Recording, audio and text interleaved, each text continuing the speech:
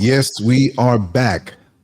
Apartheid, alive and well in 2025. Yes, that's a question that we're asking right now. And we're here with brother Neil Frazier, aka Metamorphosis. And let me put a screen here. We can both kind of. Okay. Yes, yes, indeed. It's good to be back here with you, brother. Things are happening so fast. Yeah. And we can't even keep up, even though we do. And we have to understand where things are coming from. We have to understand the nature of the people that we're dealing with and not to be shocked anymore. And right now, anything that's not pushing unity amongst us and divisive talk amongst us, these groups, these people who throw off, we're one family, we're one global family on this little speck of dust that we call Earth. How dare we divide? Now, we have negative entities that we need to stay away from that look like us, but we need to understand how things go and look at history and look at how history is repeating itself, hence tonight's topic. Yeah, that's right. That is absolutely right, brother. And, again, it's, man, I can't even explain. Mondays is the energy that builds up to Monday. I enjoyed that as well, preparing for the show and just connecting with you, connecting with the family. It was good to see Lily Fire come back with her wisdom. I was glad to see that because, so many of our women, they constantly need to hear truth. Yes. Okay. And that is something that's very concerning in this day and age for our not just our younger sisters, a lot of our older sisters, they need to be reminded of who they are as well. And that's a gift that your wife has. It's very, very necessary in today's world. So I appreciated listening to her as well. Most definitely. Yeah. And I just wanted to say what we were speaking about before. I'll make it really short within a minute. That with all of these programs being pulled out and pulled back that have helped Black people over the last few decades, my thing is I have mixed emotions with the new president. I'm not backing out, but there's certain things that he has done. But many of my friends said, listen, he's pulling back on these programs, DEI and, certain things that we have depended on. And I've told them, and they were shocked. I said, listen, it's about time we had the training wheels off, meaning that after so many decades, why aren't we better off? And what are we responsible for?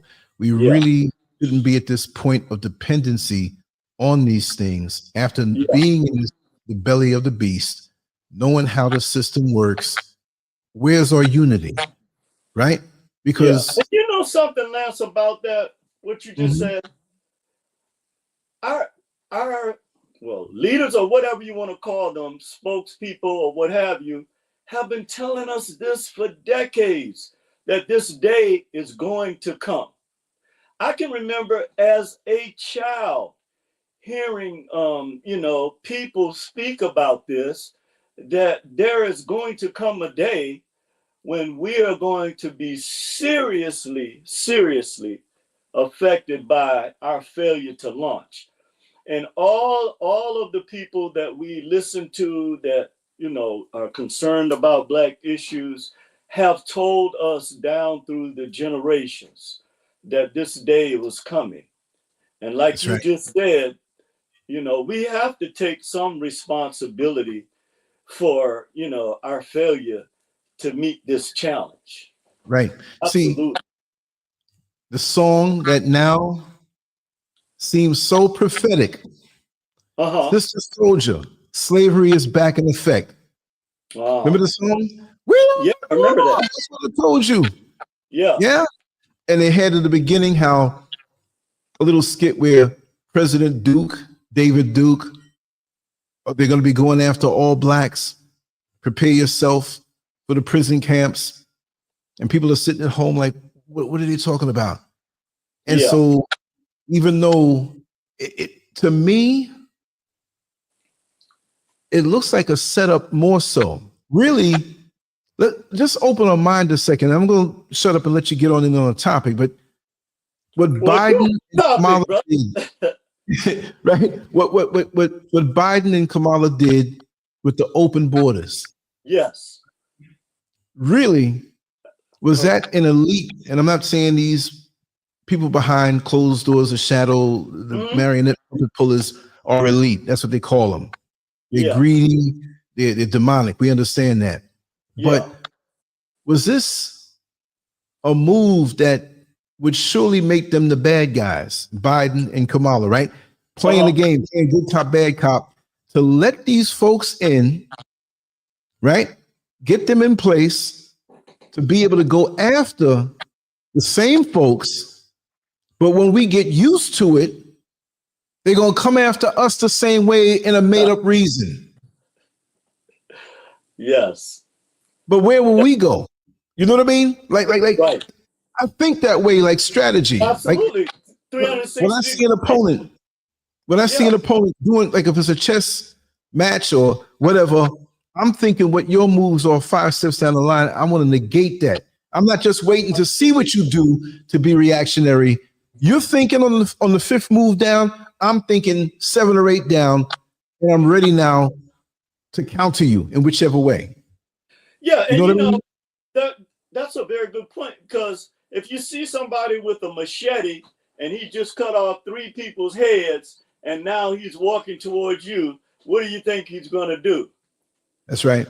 So it's not like we don't have the proof and the evidence of this, but there's something that has been, like we were talking, what is it that have kept our people in this condition where we just refuse to move beyond what we have been, brought to a certain level? It's almost like we got to a certain level. You know how you've been running, and then you go, you're tired for a minute.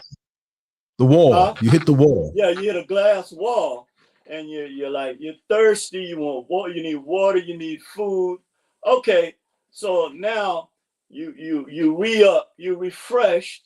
Now what? Are you going to run back in the direction you came from, or are you going to keep running forward? And And I have to say it again. I mean, you see other races, they have their problems. Yeah. But they look out for each other. Yes, they do. Much in business and support, because they know we don't have anybody else. We got to look out for each other. That's right. And you know something else they don't do, Lance? They don't condemn people from Central and South America, because, and again, all people have their problems, like you said, but it's the level that Black people take this to that's very, very, it's just, it doesn't make, it's like retarded. No, it's not like, it is. It is retarded. And the official word for retardation is developmentally delayed. We are a developmentally delayed people. We are. Yeah, we are. And everybody's affected to some degree. I mean, the few that are new, they can see what it is. But look, you're a young man. You're healthy. You keep yourself fit and in shape. You got years ahead of you. You're not like a person 30 years younger than you who is on their way out of here. Right. I'm older than I ever been, and I got a lot of juice in my fruit, whatever. But did you ever think that we would be having a discussion like this? I mean, I know we crossed paths in life, Queens, whatever. We probably stood in the same supermarket line next to each other. A brief conversation. I don't know. Maybe we rode the bus together. But what I'm saying is that at this particular time, did you think life for us as Black people in the world would be where it is? I envision great things. When I used to watch TV shows in the 70s and saw how out of the 60s we came out, because I was a bright young man. My parents kept me up on what was going on. So I'm thinking like, wow, we going to a higher place, not to knock anybody else, but we're coming up out of the sludge where we were. Moving on up to the deluxe department in the sky. You see? Say it again. Moving on up to that deluxe. Yeah.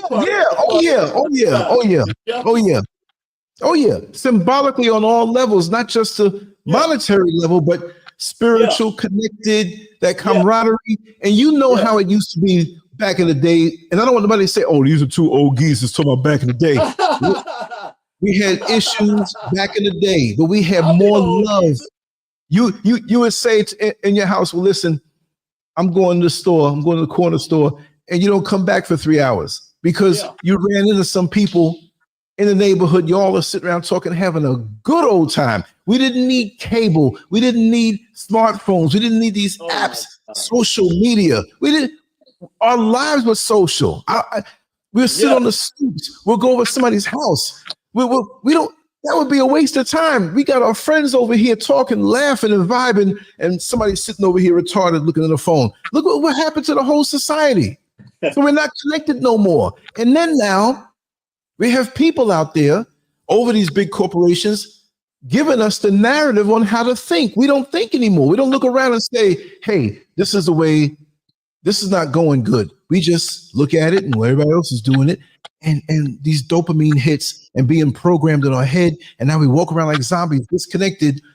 Only when somebody gets snuffed out, one of our children gets shot, that we come together and that's the highest we go, right? And we go right back down to the lowest thing again.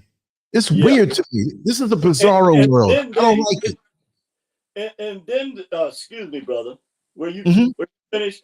But and then what they do is they highlight on the media our worst 10%, and all cultures have a bad 10%.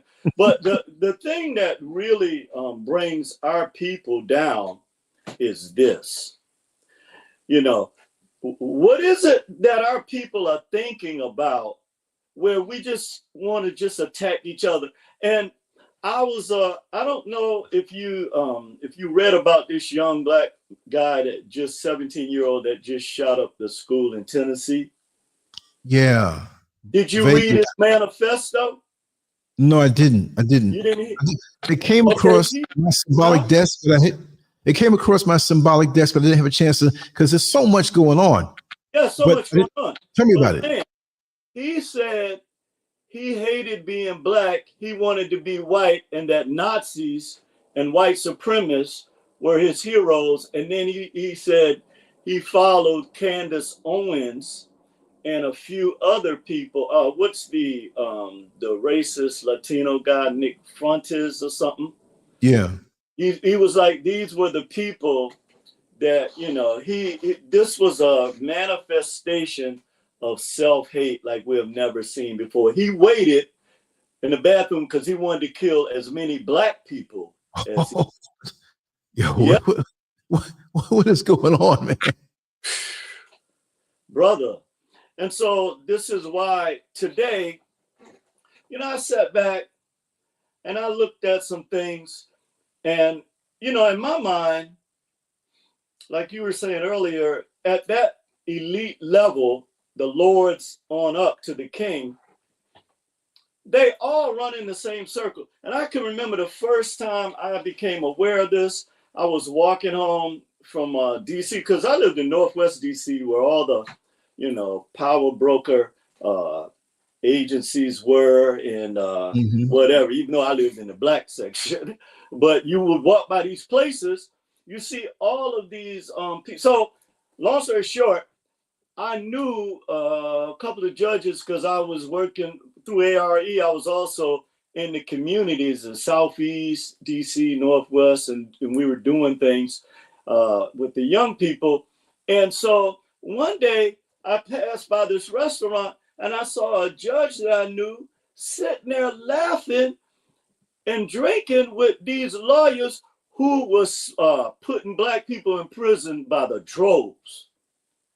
And I'm looking back, now this guy, he was somebody that was looked upon like somebody that cared about the community, was trying to right the wrongs in the community. And I'm sitting there like, that fucking Jack, what was his, I knew his first name was Jack something.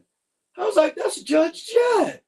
And these same evil people we knew, these attorneys, that those DAs in DC, was after our children, soon as they hit 14 or 15. We knew this because Ms. Nixon used to talk about this every day to us in our meetings. And why a lot of the kids were being expelled from the DC public school system because it was, a planned attack on them. Yeah. So, brother, we're going to go in today because, unfortunately, like I was saying, I'm really getting tired of our people being used to attack our brothers and sisters on the continent. And then, and again, I want to dedicate this to Nelson Mandela, to Chris Hani, and to Steve Biko. And see, there is no separation in our struggle. And something that Malcolm said that always stuck with me is that the day that Black folks learn that we have an international struggle, this is why they killed Malcolm.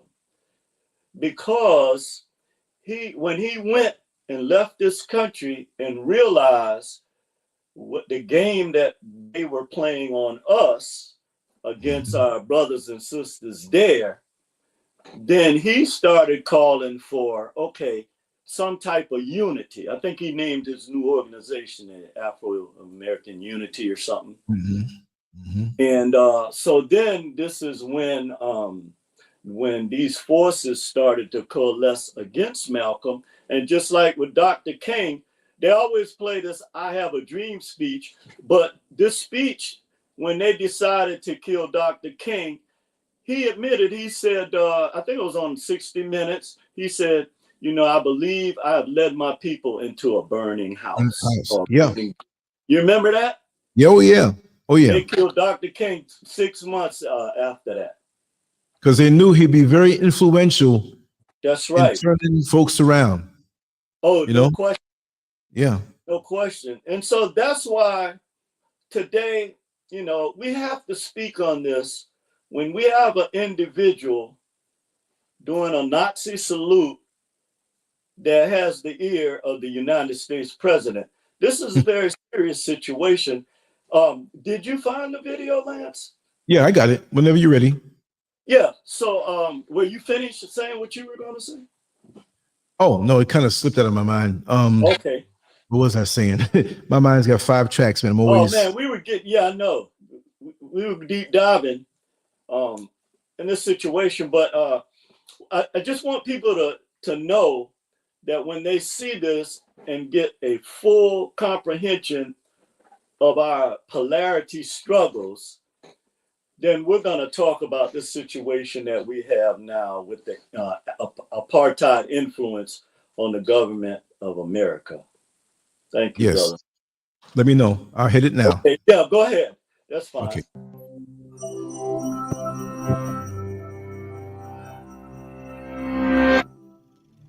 On June 16th, 1976, over 10,000 student protesters flooded the streets of Soweto, South Africa.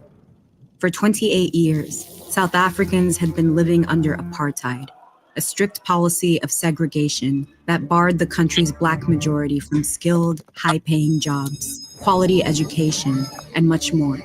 And in 1974, the government announced schools would be forced to teach many subjects in Afrikaans, a language used primarily by the nation's white ruling elites. But when protesters rose up to fight this injustice, the government's response was swift. Armed police officers turned their weapons onto the crowd, and over the following days, they killed over 150 students, including victims as young as 13.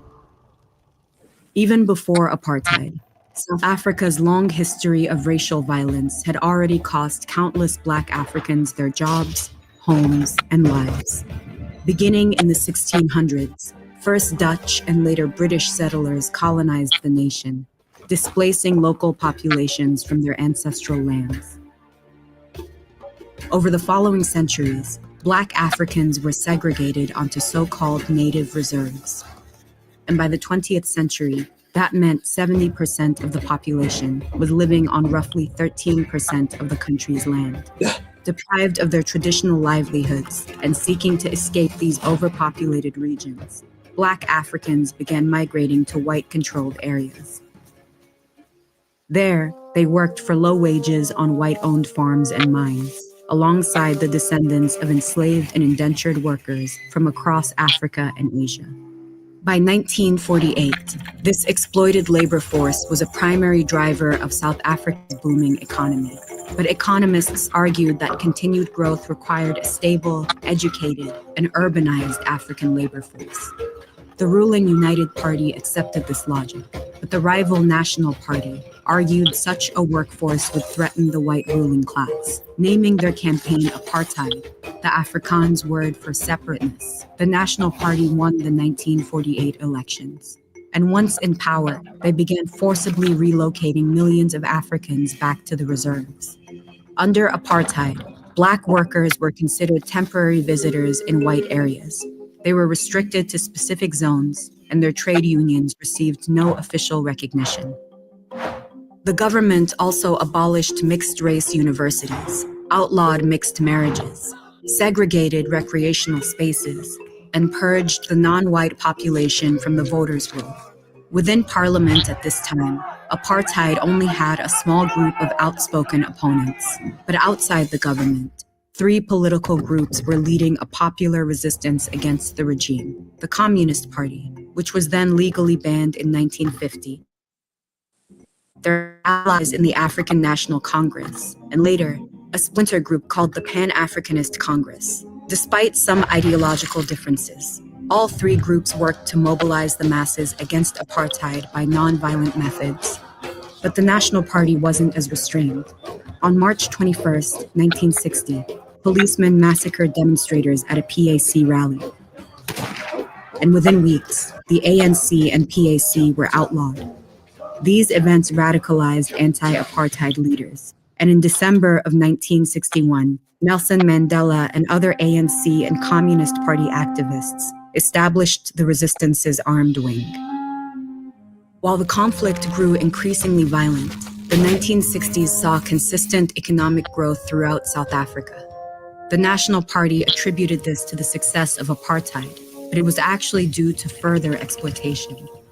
Employers were illegally hiring Black laborers for positions affluent white workers didn't want to fill. And since this prosperity was flowing disproportionately to the ruling white minority, the government happily turned a blind eye. Meanwhile, the National Party leveraged global anti-communist sentiment to demonize its adversaries.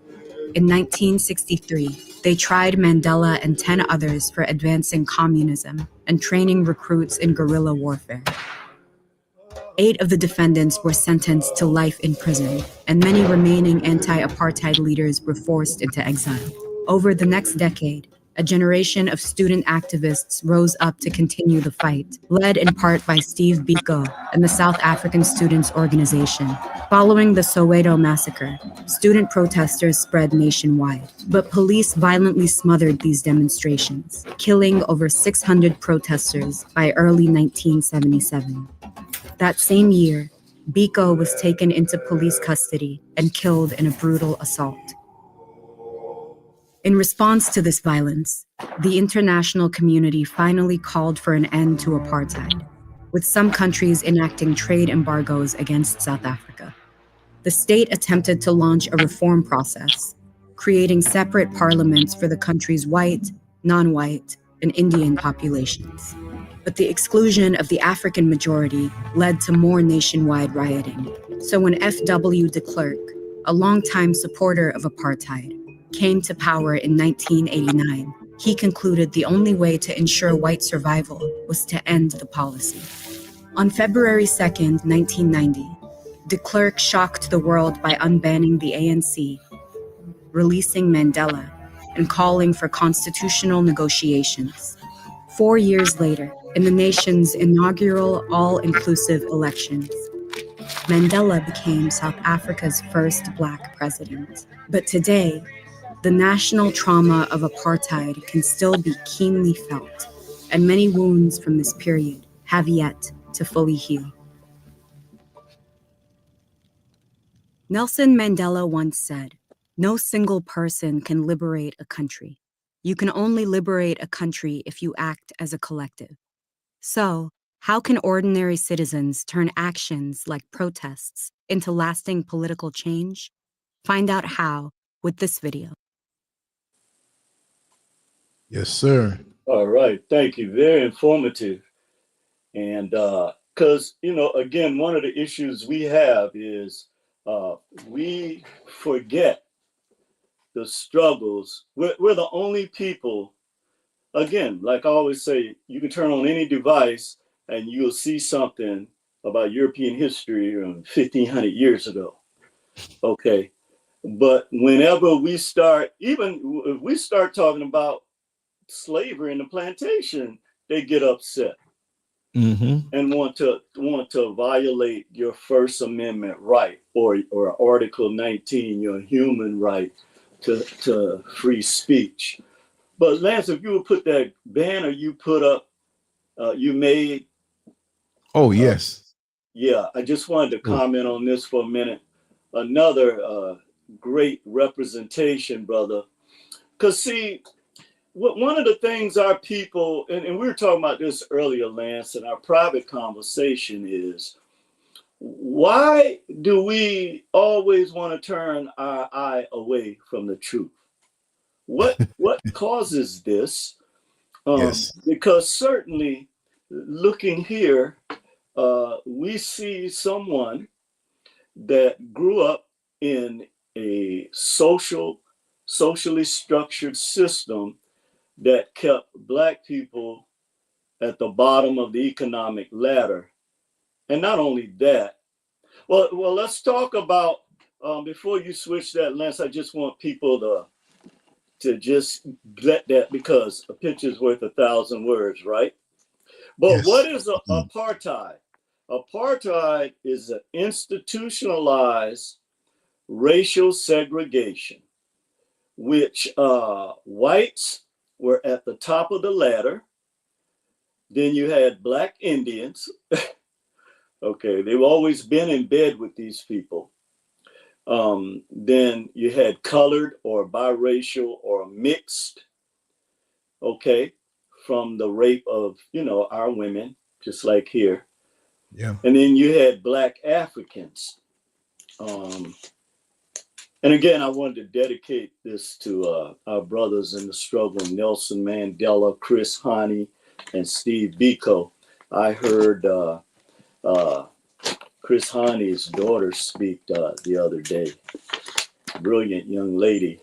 But I just, before we get into the subject, while we're still looking at this picture, I just want to remind everyone, I also heard someone from the South African government say that they are still under the rulership of a minority of white supremacists.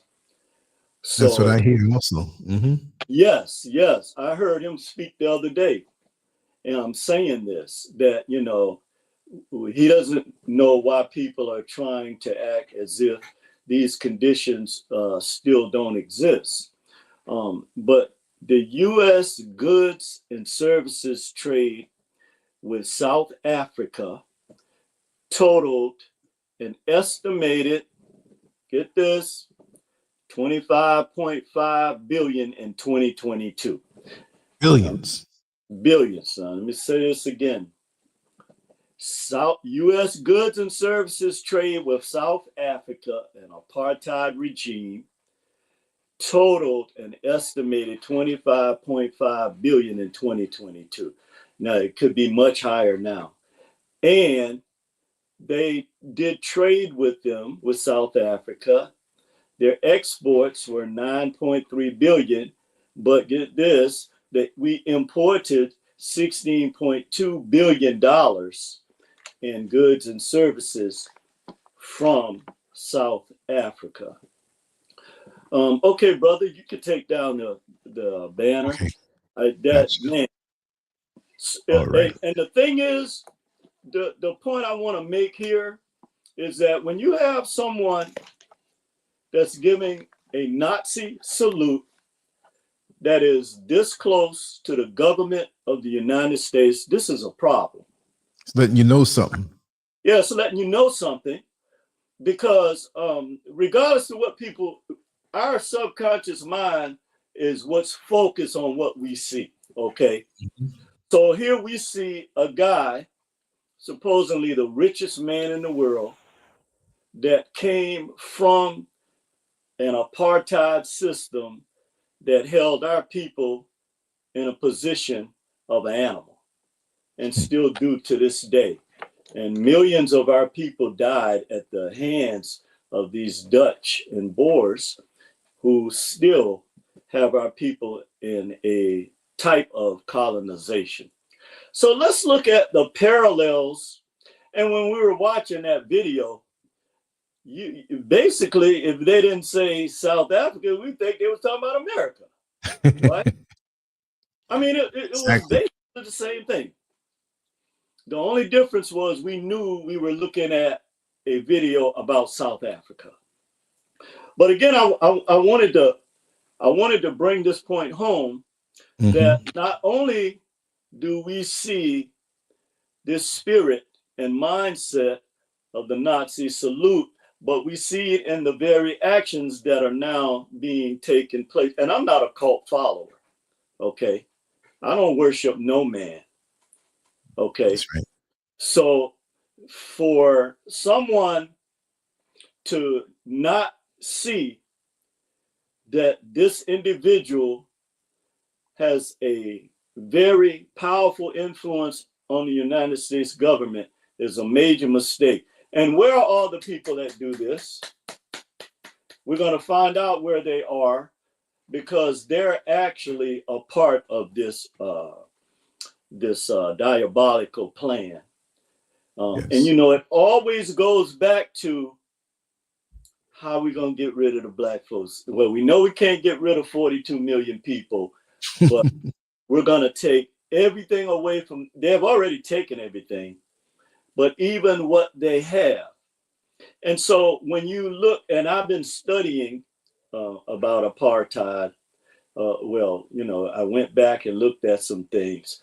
And this is the mindset that exists in that society to this day, that Black Africans have no real say, even though they're 75% of the population there, and how they actually live. This is in 2025. So let's look at the parallels between America and apartheid. Let's look at the characteristics. Okay, we just saw the movie. First, they have a socially biased structure that's based on skin color and culture privilege. Okay, I'm going to say that again. That these are the striking parallels between America and the apartheid regime. And these characteristics exist in both societies. That it is a socially biased structure based on skin color and culture and on privilege. Then we also see the genocide. And then what happens after the genocide? Then we see gentrification. So when you look at both sides of the spectrum, you see, just like you see in this country, you see two wings of the same bird. You know, one of the wings might be a little more extreme. The other one might be more extreme in another direction. But at the end of the day, what it boils down to is what we receive, okay, as Black people here in both of these countries. Okay, and after the genocide and the gentrification, what do we see? We see a brutal enslavement of indigenous populations, including torture and death. Okay, we see this in the history of America, and we see this as an ongoing situation in the apartheid regime. We also see forced labor of indigenous populations without compensation. Okay, and we also see human trafficking and the kidnapping and forced labor of our people. And I want to make a statement here that's going to upset a lot of people, because really, this is the reality. And I really believe, Lance, this is behind why we were asking each other, why is it that our people don't want to look at truth? Because the God that they have been taught about in Christianity, okay, and that the Christian nationals or the Nazis, they worship is Luciferian God. And it is a anti-Black, bigoted God that preaches love, but it manifests as hate. So that is the ultimate bamboozle or okie doke. And see, this is what has our people caught up into this sorcery, that this Luciferian energy, when you know, like we were saying, we know your nature, but then somehow you have us not being able to recognize the same playbook being used in a different way. But certainly, the God that they have taught our people about in the scripts is not the God they worship. That God, and they'll tell you this, I've heard the white Christian nationalists, these people claim they have a foothold on whatever religion, Christianity, which is not, will tell you themselves that it is a white God, and that that entity they worship has the interests of white people first. As hard as that is believed. But I mean, you know, I have to give them credit for speaking just like us. We have to speak truth, okay? Because they don't make any bones about it. This is what's so hard to realize, that our people are still doing this, okay, when clearly we know that this is an anti-Black in South Africa and in America and in other places. An anti-Black bigoted God, okay, that preaches love and manifests hate. So you can get mad at all you want, I don't care. And then we look at the economic exploitation of Black people around the world. This is something that cannot be denied, all right?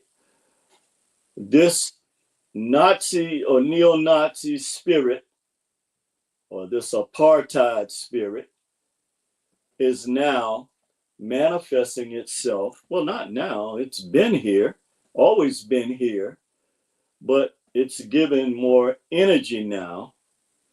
And like we were talking about Lucifer, Satan, and the devil, they, you know, basically we're talking about the administration and authority of a being that you say causes all the evil in the world, while they're telling you they're worshiping a God of love. But would a God of love do the things that we saw on that video, or that we know of American history? I mean, what is it with our people? This is insanity. This is insanity, brother. And so now you have, again, as we were saying, I was saying earlier, you have someone that grew up in an anti-Black society, where Blacks were thought of as less than 3/5 of a human being, that is now has a voice in the United States government. And if that's not troubling to people, then I don't know what is. But we see the direction that the country is going in, okay?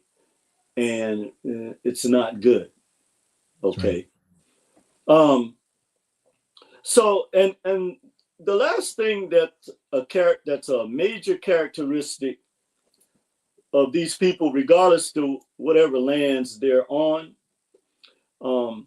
is land ownership. We talked last week about the fact that there are 42 million blacks, probably more, but 42 million blacks in America own 0.33% of land, less than 0.5%, right? Mm. From the land report. But the same thing is in South Africa. Whites own 72% of the land. The colored or mixed, mixed biracial people own 15% of the land. The Indian people who are there own 5%, and the Africans, own Wow. 4% of South Africa. So we know that just based on what we have looked at with the parallels, we know that this is an agenda that they have already put in motion. They have a playbook, and now they have someone who is very adept at implementing this because they grew up in a society where Black people did not have a voice at all. Even after Mandela, I heard one of the former guys with the ANC said that, what they presented to the world was totally different from the actual boots on the ground, what people, Black people were still experiencing in shantytown. And, sort of like the tents we see in America with the homeless, that's how shantytown is. And so, they still have to go to these white areas, technically like the sharecropping days, when with that visual we showed where our people had to, they were still exploited during sharecropping. So as we sit back and we observe now the different executive orders, the different mindset that we see with people in our government, and it doesn't just stop there, but the organizations or the corporations now who have sucked all the money out of the Black community now. And we used to talk about this, Lance, that what's going to happen when you can't employ your own people. You remember that? Yeah. See? Yeah. You're at the mercy of the other. Huh? Yeah.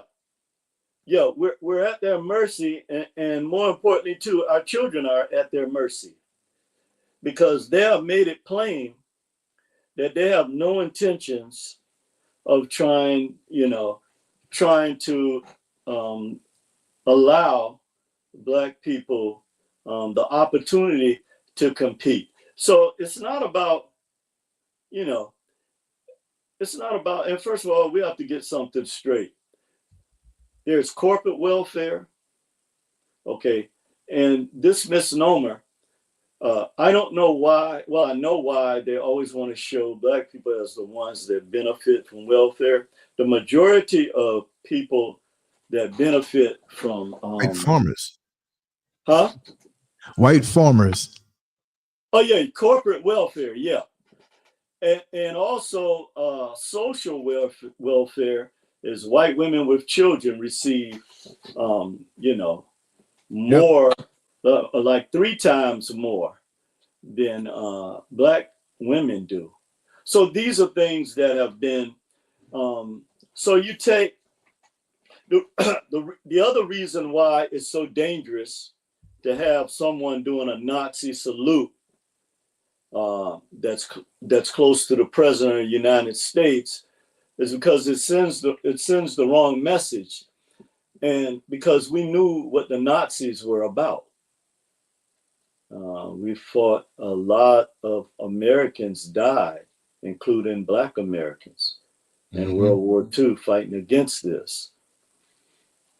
But now, again, so people can see this clearly, is that this is not going to go away, because the economic moves that they're making, because we are in the position that we are in, is going to affect us on a bit. You know, you sitting back talking about immigration. That's the least bit of the problems that we have moving forward. Okay. You Black people need to understand something, that now all of the wheels are churning. And like I said, when you have someone that have grown up in a society like this, where Black people didn't have anything, okay, and they had to work to, you know, build up the wealth that they enjoy, you know, wherever they reside. It's something that we cannot just turn the blind eye to, because if we don't speak out against this, we know that the number one people that they turn their hate towards is our people. Okay, so if we pretend like we are not looking at someone that has influence on our government doing a Nazi salute, then it's on us. Okay. Right. This is not cool. This is not good. This sends the wrong message to the world. You know, again, we always go back to, they have this, okay, although you control 98% of the resources and have the same amount of land, why is it necessary for you to continue to drive Black people in the ground economically? We have to ask ourselves this question. What is the, so again, I go back to the fact that when you have people with this type of money that has this type of influence on our government, and grew up in this type of structured society that have Blacks on the bottom, then it's not hard to see how these different moves that are being made are there. You know, it's a spirit, first of all. Yes. Okay. And when you're in line with the spirit like we are, you know, it's not hard to see. The thing about the problem with this is, when this spirit gets this emboldened, because it already doesn't care about you, it already hates you. But when this spirit gets this emboldened, where they're literally spitting in Black people's faces, and doing the types of things that they are now trying to put forward, then we know, as I said earlier, that this is that Luciferian energy. And I don't care what they want to call it, Christianity or whatever, it is not. Okay, I don't care how many scriptures you read every day, it is not. I don't care how much, and our people have given over $430 billion over the last 3 years, probably a lot more now, right? But what has happened to that money? Who do you think is benefiting from that money that we have given to this entity that hates us and that's anti-Black and bigoted? Who do you think they're going to try? And so let's go into education. So now it's this big push again. We can see the influence of apartheid, and how I was looking at how their educational system was set up for Blacks to only be able to do manual labor jobs. Okay. And I thought about how when we were talking about earlier, how the outgoing administration, I saw how this was one of their plans as well, is to not only to bring these people to fight against Black people in our communities, but also to create this sub-labor class that they know Black folks wasn't going for anymore. Okay, and so, these are the types of things that we have to continue to focus on and look at, because now they're revamping the educational system where they don't want to talk about any of this history. They don't want it in the books. And not only that, they want to rewrite. I heard somebody say that in Florida, they're trying to teach that Black people benefited from slavery. Oh man. Yeah, you got one of these real, to me, again, apartheid type governors there. And so they want to make it seem as if, Black people haven't done the things that they have done. And they don't want their children to know this. But it's funny about truth, like who said truth crushed to the earth will rise again, because it's a seed. You don't have the power to stop that. So Crazy. It's crazy. Again, huh? No, I'm just saying it's crazy how they just wanted to go away. Yeah. Because they don't want accountability. They see the truth is out there. They see there's platforms out there where we're learning things that we never got taught in school. And, exactly. And the world is seeing it. Yeah, and they can't control the narrative. So it's too late. It got out already. Yeah, it's too late. It's way too late. Because I heard one of this young brother, he looked like he might have been biracial in Florida system. He was in high school. He said, "Oh no, we know our history." Rather they put it in the history books. Rather they put it, and that's because, like you just said, you can't stop it now. The floodgates are open. Basically, what you're trying to do right now is just, again, this is that apartheid spirit where I'm just going to crush you, crush your history, and you're just going to serve whatever purpose it is we have for you. And that is that Luciferian spirit that has no love for you at all. Exactly. And the toughest thing, and I see why they sit back and laugh at our people, is to see our people going to these churches in droves every Sunday, giving this money rather than, and then you go to another community and they have one church where all of them putting their money and it's being allocated to the different, it's just frustrating because we got all these people with all these degrees and all of this so-called experience working in these corporations, but they haven't done anything for our people. That's right. Even these so-called celebrities that our people worship, when you look at and you hear the truth tellers in Hollywood, we know they have the same diabolical plan against our people. Of course. Huh? Oh, of course. Oh, yeah. I kind of know a little bit about that because I know.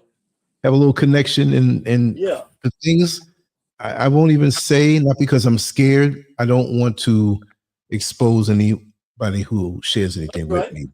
But when we talk in the verbal Underground Railroad, as I do with many who are in the chat room right now, and just we talk with, I'll tell you something. It's all ain't nothing. I'll say it the Ebonic way.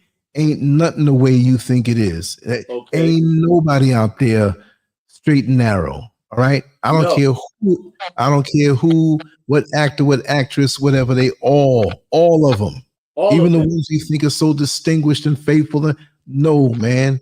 it's crooked. There are people there who work around and do things in the system who are not part of the power brokers, but you know, they're never going to get the spotlight on them because they're not getting down with certain things.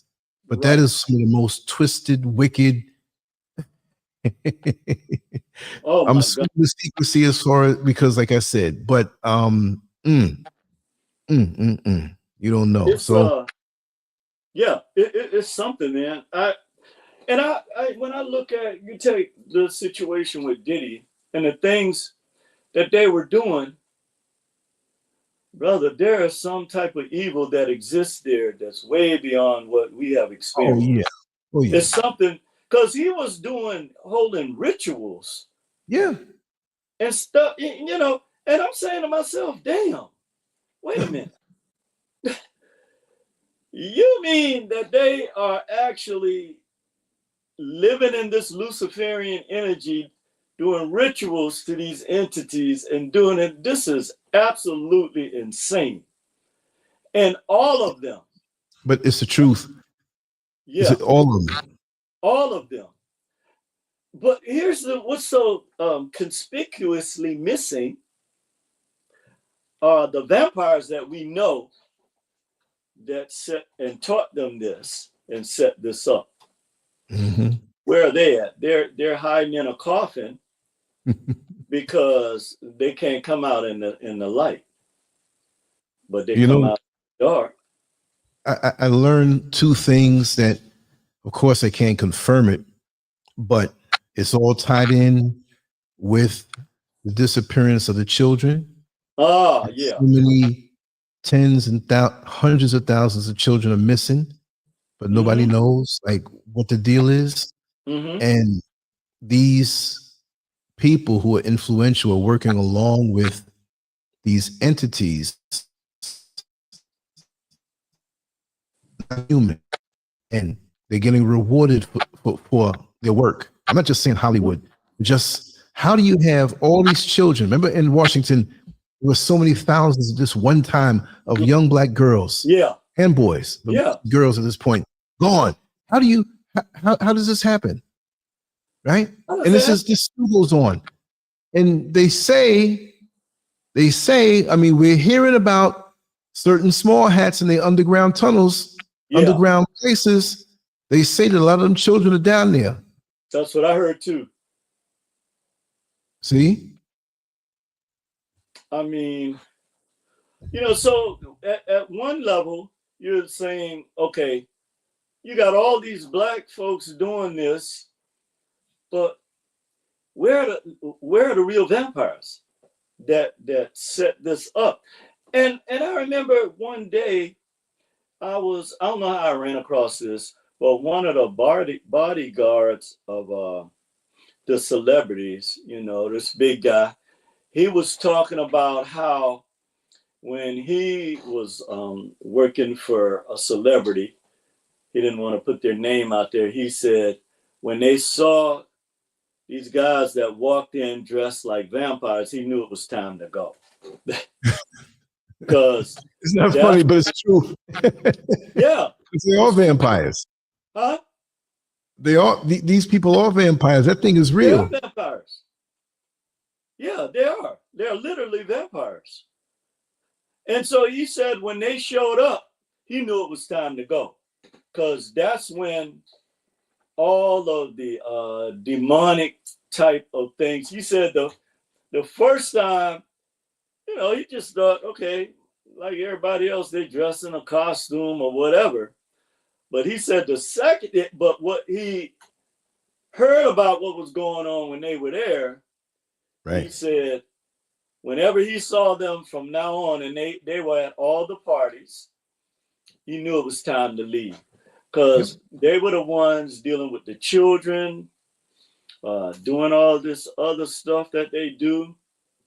And man, it's real. It's and you see, this is the other part about these people and their influence is, man, They don't worship the creator creator spirit. They don't. You know, They think that they are gods. That's how, right. that's the mentality that they operate off of. So in their mind, you're just a creature to them. That's right. That's how they literally see us. And again, as we always say, it's in our best interest to look at this squarely in the eye, because if we continue to turn our heads to this, it's no telling what is going to happen. We know where they're headed with this, but the one thing that we must continue to do is to call it out, because we know when something is quote unquote in the dark, it affects you more than when it's in the light, of course, And I remember I used to tell people this all the time, that this is one of the issues that we face as a people, is there is the known unknown, okay, the things that we know that we don't know, and then there are things that we know, but we don't know, the source of it, or we don't have any control over, the energy of it, right? But we know it exists. That's right. But the scariest thing is the unknown unknown, things that we don't even know that we don't know. You see, and this is the realm that they have always had our people operating in. So by the time we find out, it's too late. It's like crisis management. It's too late to stop it. You might be able to, divert it a little, or divert the blow of it a little bit, but you're not going to stop the whole blow. You know what I mean? You might, so you blocking the body, and then all of a sudden, you getting one to the head, and same thing. You block here, and so this is how we react, and it's going to hurt us this time, brother. It's going to hurt us. Fortunately. I see these people. I see where they're going. They want to have Black people crippled to the point where we have, because we really don't have any real power. So let's just face it like that. We have titles, we have fiat, but we don't have any tangible power, right? Right. Well, in the physical sense, but our power, and this is why it's so important for us to continue to talk about this, is our power comes from us connecting. And then through our connections, we can get things moving forward. But when they have you fighting against each other and there is no connection, then you lose. The universe tells us that, and so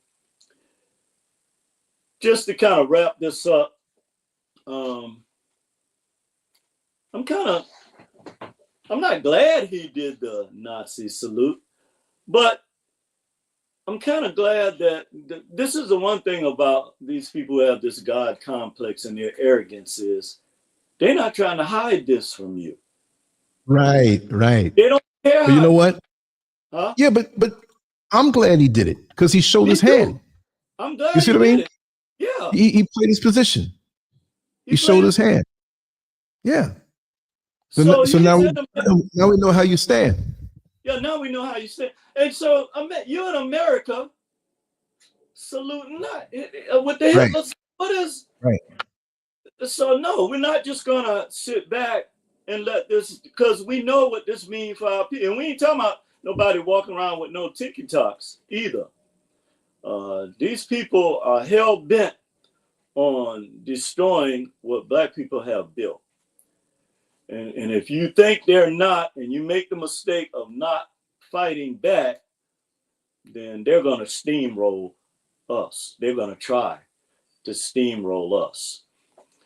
Because when you look at, no matter how much you get, you see the pettiness, the enviousness, the jealousy, all of these things that we've learned from these vampires that, you know, it just continues to destroy us because somehow we just don't get it. We have no friends. And if you don't learn how to get along, it's going to be a very sad day for Black people. Well, it's time to unify or die. Unify or die. Yeah. No other choice now. You don't have a choice. You be jealous, you be envious, unify or die. Yeah, those who unify or die. The status of the world where I am this and I am above you, or I'm from this country and I'm above all of this stuff, unify or die. All those organizations of division who throw off on Africans and Caribbean people and feel their nose is up because they have a closer status. Yeah. And they say they're fighting. What fight are you fighting? You're fighting for reparations. These people ain't never going to give it to you. Never. You are your reparations. Our unity is our reparations. All that we have all over the world as far as resources that are being taken away while we're sitting up in these inner city, urban, manufactured places that are killing us, feeling as though we're better. So what happens with your status when the supermarket doesn't have no food? Where are you going to eat? When these people tell you who you are and you get your NIGGER wake-up call, what you going to do? When you realize that we are one as melanated people, but many people don't want to see that. No. So now they're putting this stuff out. Mm-hmm. They're putting it on face. Yeah. It's going to get more intense. Them going after the so-called illegal aliens is a dry run for them coming after us. Like I said, Sister Soldier's song, Slavery's Back in Effect. Go play that song. Let me go Google it and drop it in the chat room so I'll make it easier for people. That she's a prophet. Oh, she was prophetic. Who was it? Sister Soldier. Oh, yeah.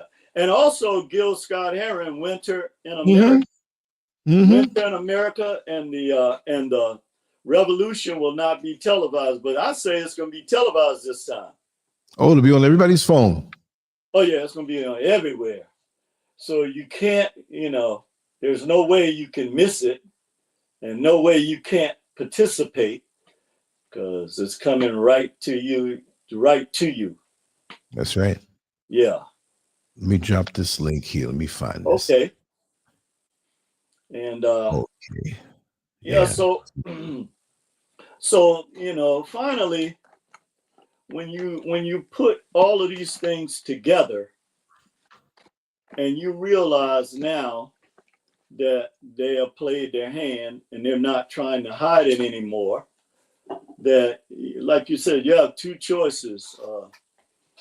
You can either stand up to these vampires in their face, mm-hmm. or you can go and hide in your little hole wherever you go, because that ain't gonna make a difference in terms of their attacks are going to increase. But the one thing that we have that they are definitely afraid of is the Netaru, because they know that nature, the fire, the water, and the wind, the Netaru is clamping down on them. They know this. So they're trying to do whatever they can to continue to make it look like, they are the gods and they control, right. But they haven't seen nothing yet, brother. They have not seen nothing yet. The real creator of the universe, the creatrix, they're getting ready to feel a funk, as our people used to say. You're going to feel, or that Stephanie Mills song, Feel the Fire. Oh, they're going to feel it. Oh, yeah, they're going to feel it. And the same one that's giving that Nazi salute is going to be the one that's going to bring it. Because they feel like they are above everybody. He even feel like he above Trump. You can tell just by his pompous attitude. Yeah. That's dangerous for him to be over the president of the United States, the most powerful man in the world. That's a dangerous situation. We're talking about a Nazi. Exactly. That's at the top of our government. And because he has all this fiat, they bow down to him.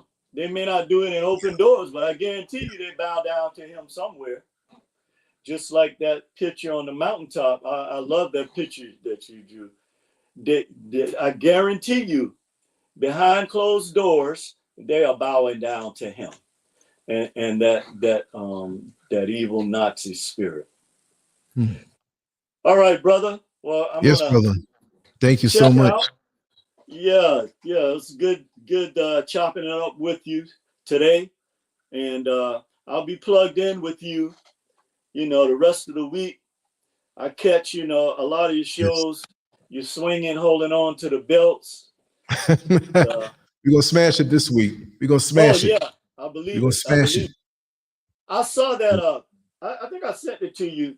I saw that short they did on Muhammad Ali when he was saying, "You my opposer when I want to do something. You my opposer when I want to worship God." You know what I'm saying? You my opposer. I don't have to go across the planet to fight no enemy. You my enemy. I can't even eat in the diner over here. Exactly. You my opposer. Right. But he was amped though. He was ready to throw some jammies too. You should see in his face. He was feeling it. He wasn't actually going to do anything, but it was good for that man to see this fire in this black man's face, and he wasn't playing. And he's a heavyweight champ of the world. Yeah, you know what I mean. Sometimes you got to make them see the intensity on you. Yeah, that you mean business. You're not just fronting. You can tell, man to man, when the next man is bluffing you, because I know 95% of most men bluff. They don't want to fight. No, right? They don't. Yeah. I'd rather the peaceful way, but if you want to fight me and you're going to put your hand on me, I got no problem with that. Yeah, don't put your hands on me. See what I mean? You can say whatever you want. Don't put your hands on me. There you go. There you go. That's right. When you see the lions in the jungle, nobody messes with them. Even if they fast asleep, if they were drunk all night and got a hangover, nobody messes with that lion because they know exactly what he can do. Man, I saw these. Matter of fact, this lion was asleep, and I saw these. I looked like antelope. They was tiptoeing around. They was listening. It was tiptoeing like, oh, we better not wake him up. That was so funny, man. Wow. But yeah. All right, brother Lance. Thank you. Thank you, brother. And I'll be in touch with you soon. Please. Now I got this long week to deal with until you come back. I love these chop ups. Thank you so much, brother. Okay, brother Lance. Take care. Much love. Peace. Love. All right. Always, always. Thank you, everyone, for coming on through. I have something else that I uploaded. Well, I'm uploading it now soon. And this week, I want to smash it. I got to make a run out at some point tomorrow. But when I come back in a little bit before, we're going to get down all different type of topics and subjects and stuff. Also, again, I got to create a graphic for that. But I would like for everybody to go to substack.com, LANCESCURV. And subscribe. That is where the new email list will be. And if you subscribe there, everything, every day that we put out, you'll get it. Unless it's an upload that I have yet to put there, right? Or a live that's here, which is good to stay on YouTube. You know, I got my mixed feelings about it, but that's where the people are. But Substack, SUBSTACK. I'm going to start putting that logo on the actual channel. It means a lot. It's a new breakthrough platform. It's been around since 2017, but it's really, really good to be a part of that. And a lot of the stuff is going to be there. And a lot of my stuff that I can't put on YouTube will be there. And everybody who's on the membership of YouTube and everybody who's on Patreon, you can go there and support. I will put everything there. There'll be things there that you do not see. So I can have it all under one roof. So it's helped me tremendously, and I'm building it up over there. But the site, LANCESCURV.com, still has everything. But everything that's there will be on LANCESCURV.com. But there'll be a few things that won't be, because I can be off the chain even more on more than Patreon or anywhere else when it comes time. So there'll be a free side with 95% of the stuff that you get. And there will be a pay side, which is probably like $5 a month, but I have the freedom now to not be apprehensive, because even Patreon has its limitations. You see what I mean? So I can do it all there under one roof. So I researched it thoroughly, and there are a lot of technical advantages I have over there, and it's dope. And it's not just a social media platform. It's not nowhere near. It's not low like that. It's really something powerful. So anyway, much love to you all. I'm going to be back tomorrow, probably early. I have to force myself not to come back tonight live because I have some things to do technically and setting certain things up. But there will be another piece of content coming out in another hour or two that I think is very interesting that I did a little earlier. So that being said, Lord, I love you all. Take care. LANCESCURV out. On to the next one. Peace. Thanks for coming.